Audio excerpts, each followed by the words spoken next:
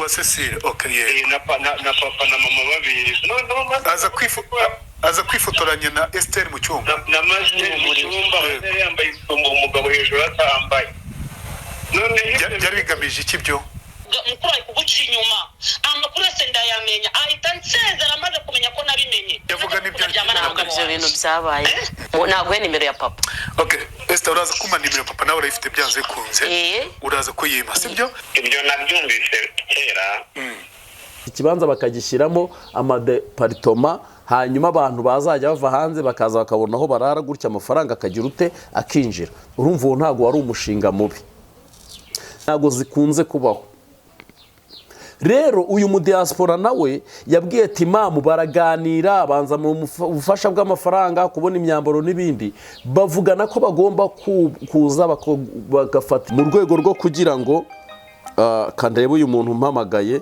wasanga ari uwo nashakaga ndabona ari uwo nashakaga yego Imana ishimwe cyane nuwo nashakaga uyu muntu wari rero baramenyerana bigera ku rwego timama muhemukira mu gihe cya covid waramuhemukira rwose amurya n'amafaranga timama arafunga aranafungurwa kuko uri kumva hari udufaranga yari afite agenda abeshya abantu mutari muzi aba bagabo baza bakiririshwa nko ku bitangazamakuru baba bakeneye gukereya icyo bita abadiaspora angura mombeje ho kugira ngo ukomeze umombye wamvira mu buzima wataha ukajya iwanyu nzongera gusubirana nawe amafaranga uyazanye Cecile karame mu by'ukuri dukorana ikiganiro hashize imyaka sibyo yego hashize imyaka nk'ibiri simbizi yego iyi nkuru reka muyikurikire yari umukozi w'umugore mbese umugabo yari umukozi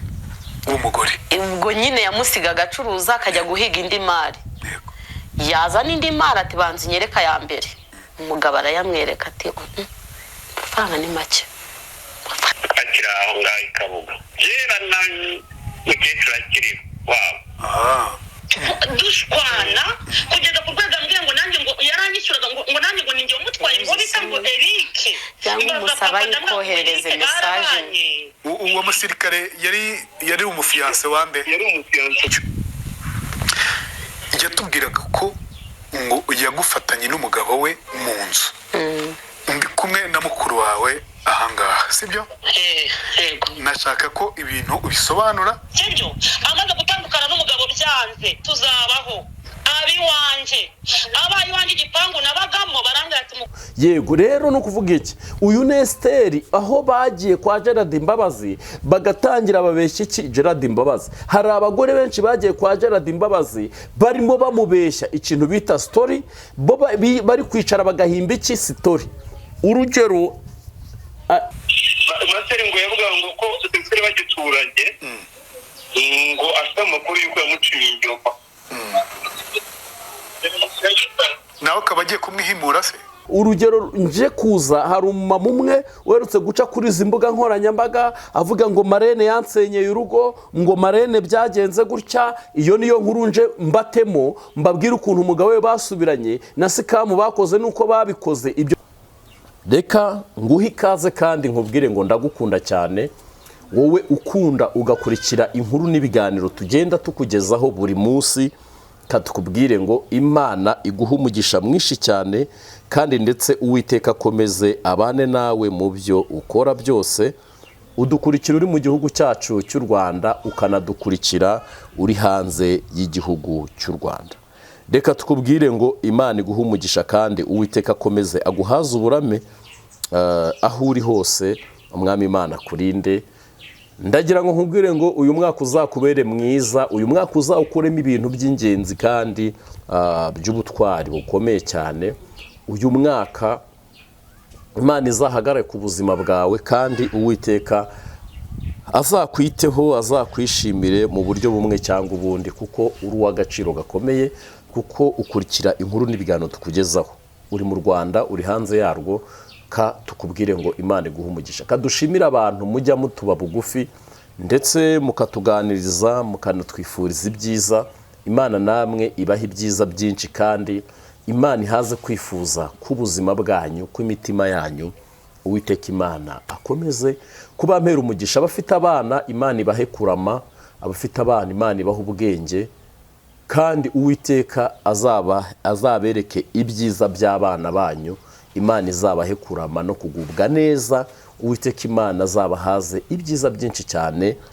Imana ikomeze kubitaho cyane. Turagarutse mu nkuru n'ibiganiro, mba numva nabifuriza ibyiza, ndetse nagera ku badiaspora ho nkatindaho gato cyane, kuko buriya abadiaspora ntimugira amashyari, ariko namwe mwumva icyo bita amabwire. Ikindi cya kabiri, hari abantu bajya gufasha nk'umuntu bakabaza abandi bantu. Wibwira ko uwo muntu bajije yakubwira uwo muntu neza. Mujye rwose, nimba ugambiriye gufasha Juste, jya umufasha utagize ubajije, nibyo bifite icyo bita umugisha. Abandi mujya guhiga imihigo ntimuhigure, mujye muhiga imihigo mubashije kugira guhigura, nibyo biba ari byiza kandi bihesha umwami wacu icyubahiro. Hano ku isi duhari kugira ngo dufashanye ndetse tunatezanye imbere mu buryo bumwe cyangwa ubundi. Abantu dusenge, dusengerane, dufatikanye, hanyuma Imana izatugeza kure. Kanisuhurize umubyeyi wacu Mama Imana iguha umugisha.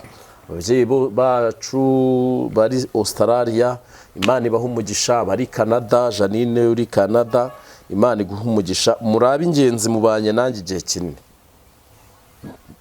kandi hari abantu bagiye baduporomesinga turashiki bawe iki bikabananira. Simbaciraho iteka, kuko buri muntu wese muri uru rugendo ashobora kuza ku buzima bwawe, ariko icyo yagombaga gukora akagikora, bikaba ngombwa ko atakiri kumwe nawe. Hanyuma rero mwese, umuntu wese wagize icyo akora kuri nge, Imana imuha umugisha. Twakomeje ku nkuru n'ibiganiro tugenda tubagezaho buri munsi. Rero hari ikiganiro twakoze cy'umuhanzi witwa Timamu. Uyu Timamu ni umwe mu bagabo babayeho bararirimba, baba abahanzi. Muri uko kuba abahanzi agira abagore benshi bagiye batandukanye, tudashyizemo abo yagiye yihengekana. Uyu munsi wa none dufite abantu bari gukorera ibyaha mu murimo w'Imana, noneho bakabikora nkana. Gukora ibyaha, nkosorera ijambo, iyi si tuyiriho, buri muntu wese ari kurwana, kuko ucyambaye umwambaro w'urugamba ntabwo aba akwiriye kuwikuramo ngo amere nk'utabarutse.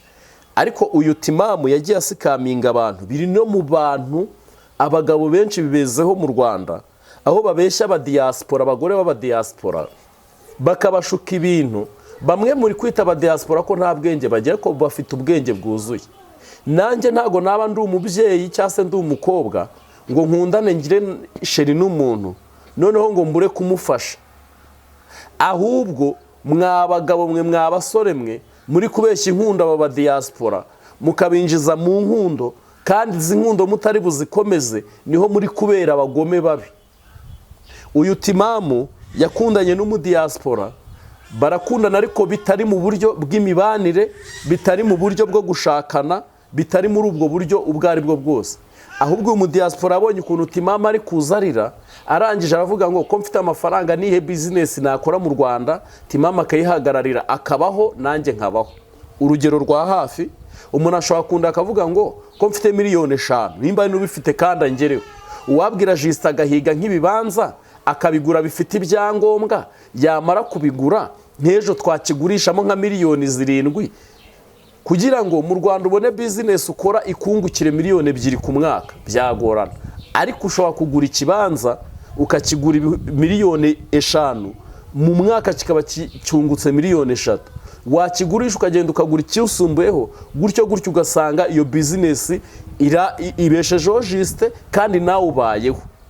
Hari abantu rero bashobora kuvuga ngo ese ntibyava kuri miliyoni 5 akajya agenda hirya gutya akahiga 2, kibanza cy'ebyiri, ejo ko ari igihe cyavamo 5, ejo undi 5, byaba nka 3, ugasanga mwungutseho miliyoni 10 nko mu gihe cy'umwaka cyangwa imyaka 2. Rero n'ubundi business mu Rwanda ushobora gukora ukunguka miliyoni 10 mu myaka 2 ni nkeya. Izo business umundi ni nkeya, ntago zikunze kubaho.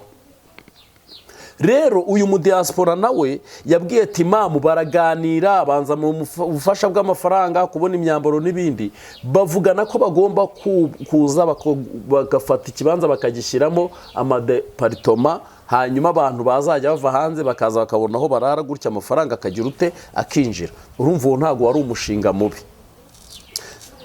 Rero baramenyerana bigera ku rwego Timamu amuhemukira mu gihe cya covid.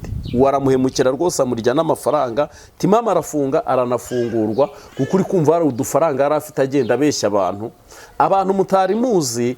Aba bagabo baza bakiririshwa nko ku bitangazamakuru baba bakeneye gukereya icyo bita abadiaspora mu rwego rwo kugira ngo kandebe uyu muntu umpamagaye wasanga ari uwo nashakaga.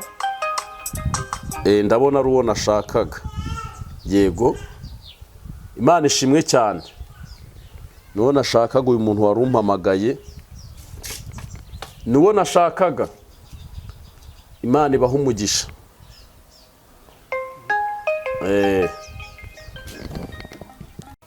Rero hari abantu b'abasore babayeho uburyo bwo kugenda ku ma YouTube channel. Bamara kugenda bakiririshwa bakagaragaza ko nyine bakagaragaza ibibazo bitigeze binabaho kugira ngo nimba hari nk'umudiaspora umukurikiye, kuko ntago mu Rwanda, urumva mu Rwanda ntago umuntu yaba ari Musanze ngo umubeshye nyine we utuye i Kigali yamanuka akaza akakugenzura akagira n'ababaza. Ariko uyu munsi wa none dufite abantu bagenda, hari abagabo bajya babeshya abadiaspora bakanababariza abamama b'abadiaspora mwihangane ko mwarababaye, bakababariza imitima. Umuntu akagenda agafotora impanuka akamubwira uti dore nari mpfuye, umudiaspora kohereza abandi bakajya mu biriyo bitabayeho bagakamera kabwira uti nyogokuru yapfuye, kuko ntago ari urukundo rumuzanye aje gushirira inzara kuri wowe no kugira ngo akubonereho fondasiyo. Niyo mpamvu mukwiriye kubimenya neza. Iki cyabaye rero kuri uyu muhanzi Timamu, agumya agenda abeshya igitsina gore kugira ngo akireshye, namara kukireshya uyu Timamu agende wabeho neza, noneho ababo babeho ubuzima butari bwiza. Ibyo bije kurangira rero uyu witwa Timamu, uyu mama aramumenya, baratandukana cyane ko n'ibintu byabo bikiri no mu nkiko bishobora no kuzazuka. Uyu mumama aragenda arababara wo muri Australia, aragenda ahura n'ikibazo gikomeye, ariko ashima Imana ko ntago yahombye ibintu byatuma wajya hasi. Ni ya tayimu, ni cya gihe cy'umuntu gutesha umutwe, kuko ntibyari imibanire, ahubwo Timamu we yashatse guporopoza ko bana ahubwo uyu mama we amubwira ko afite umugabo kandi ko umugabo wamunyuze, nta kibazo bafitanye, nta n'iki cyatuma abana nawe. Biva kuri mushiki bigera ku rwego amuporopoza. We yarazi ko iyi miti yiri bukore, akamuporopoza akabyemera. Hari abantu barogwa mugakora ubukwe mwarozwe, hari abantu muri gukora amakwe mwarozwe, hari abantu muri gushyingira abana babaroze, ukibaza uwo mukwe wawe mu nyuma bikagutera ipfunwe nk'umuntu, ukibaza ukuntu bigenza bikagucanga.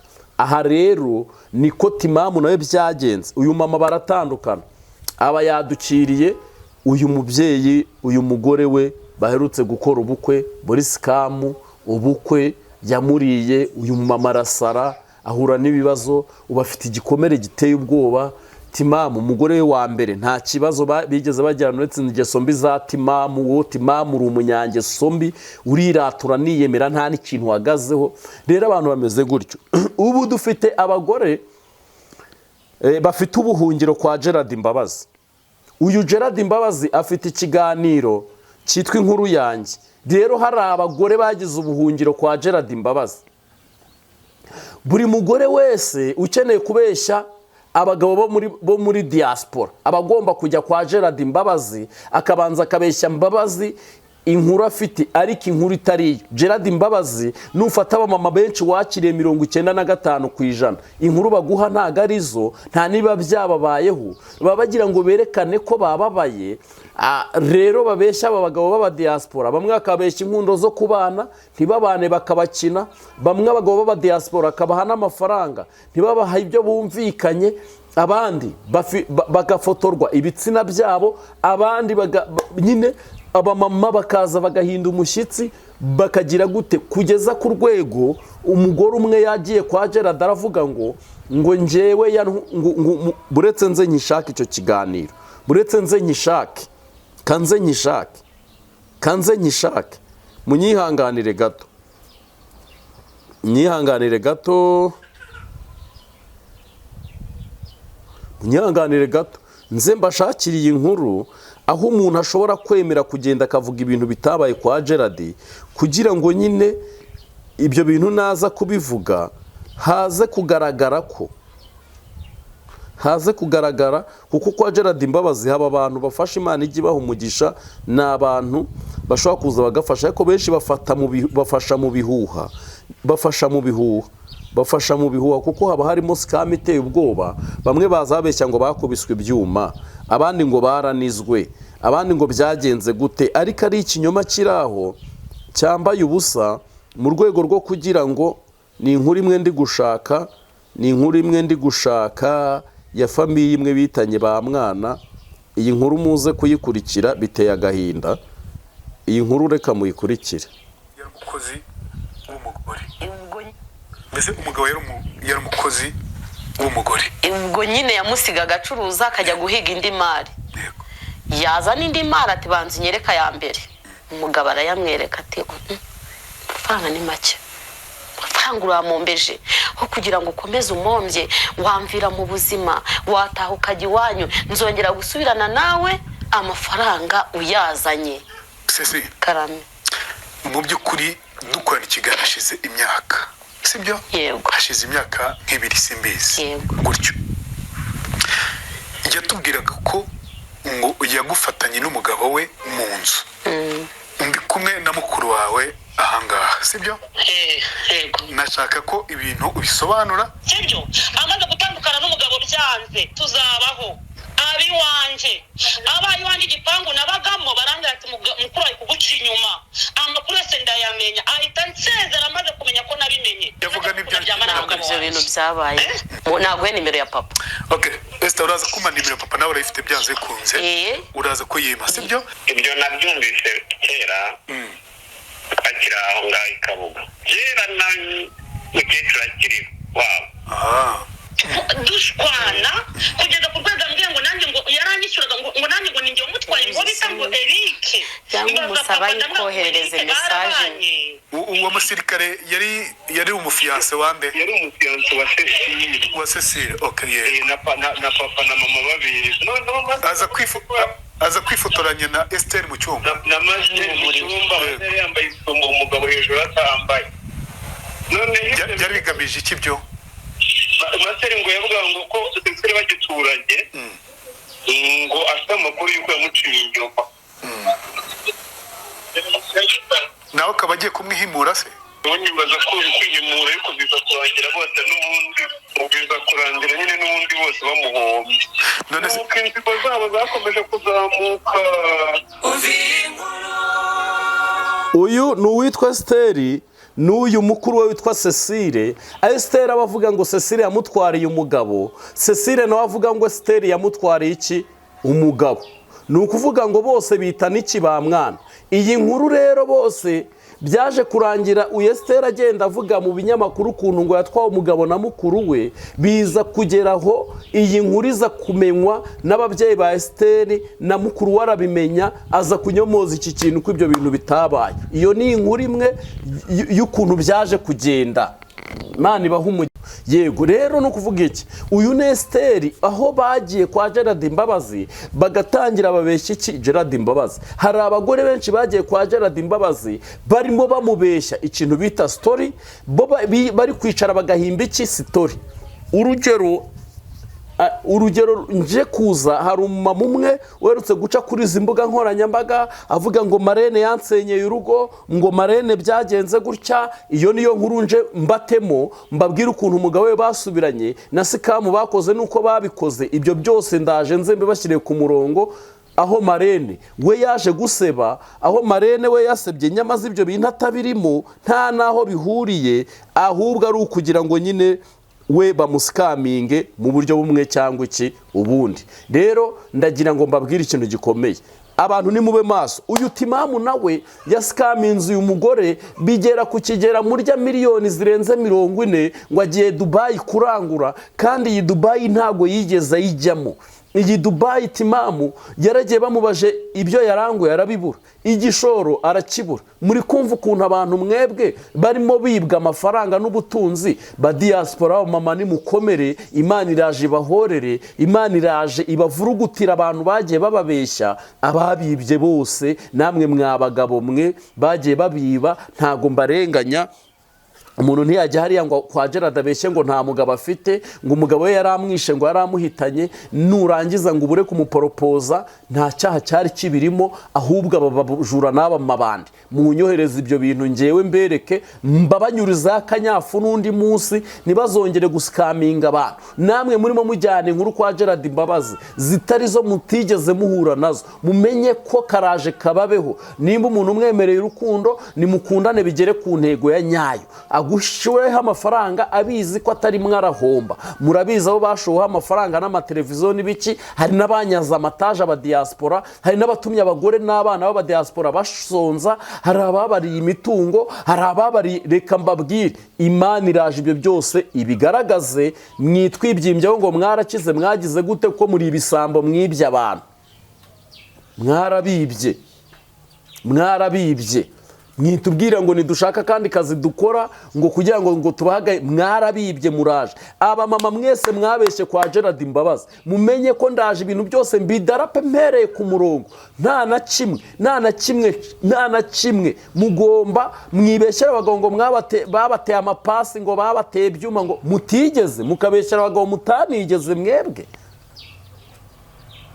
Abandi nabo mukabariza mukagira gute mwo muri gushaka. Erega umuntu nafata 100 akabiguha wamubeshye, menya ko icyo kintu ukoze ni kibi, kuko ibyo 100 ntiyabuze ntiyari kubura ikindi kintu abikoresha. Niba umuntu umubeshye urukundo akagwa 5 miliyoni akakwimura mu nzu, ejo ukamukata ukajya mu yindi nzu, ejo ukamukata kuko abonye abandi bagabo, ibyo bintu byanyu muri gukora nibyo ntari bwemere. Ndaje nze kandi ibintu byose bigiye kugira ute kujya hagaragara. Rero Imana ibaha umugisha, ndabakunda cyane. Mukore subscribe kuri Nyako TV, Biryo Wiziritse TV. Imana ikomeze ibarengere kandi barinde, Imana ikomeze ibambika imbaraga, Imana ikomeze yubahishe ku buzima bwanyu, Imana ikomeze ihagarane namwe. Ndababwiye ngo ni inkuru n'ibiganiro turaje ducacambuye ikintu bita amakuru. Ndi kubaza sample z'ibintu tugiye gukora. Reka mbabwire ngo ababeshywe mwarabeshywe, ntimuzongera kubeshya. Imana ibaha umugisha, turakunda cyane. Ciao ciao.